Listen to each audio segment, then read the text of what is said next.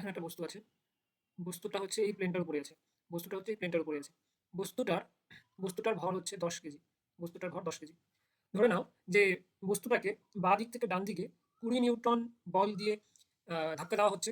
আবার ঠিক অপোজিট সাইডে অর্থাৎ ডান দিক থেকে বাঁ দিকের দিকে ২৫ নিউটন বল দিয়ে ধাক্কা দেওয়া হচ্ছে। এবং এটা ধরে নিতে হবে যে এই যে বস্তুটা যেটা সারফেসের উপর রাখা আছে তার কোনো ফ্রিকশন নেই, মানে ঘর্ষণ নেই। তো এটা নিয়ে ঘর্ষণ বল নিয়ে চিন্তা করার কোনো মানে হয় না। তো এই ক্ষেত্রে নেট ফোর্স কত হচ্ছে আমাকে আগে বের করতে লাগবে।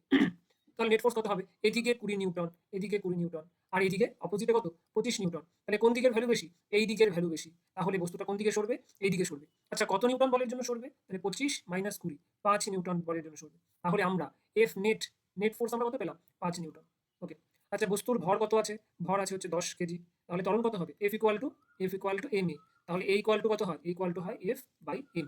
এফ হচ্ছে ৫ নিউটন, এম হচ্ছে ১০। তাহলে আমার ত্বরণ কত হবে? এ ইকুয়াল টু মানে 0.5 মিটার পার সেকেন্ড স্কয়ার। বোঝা গেল? এটা খুব ভেরি ভেরি ইম্পর্টেন্ট প্রশ্ন তোমাদের পরীক্ষার জন্য। এরকম নতুন নতুন শর্টসের জন্য অবশ্যই সাবস্ক্রাইব করবে দ্য বেসিক্স চ্যানেল।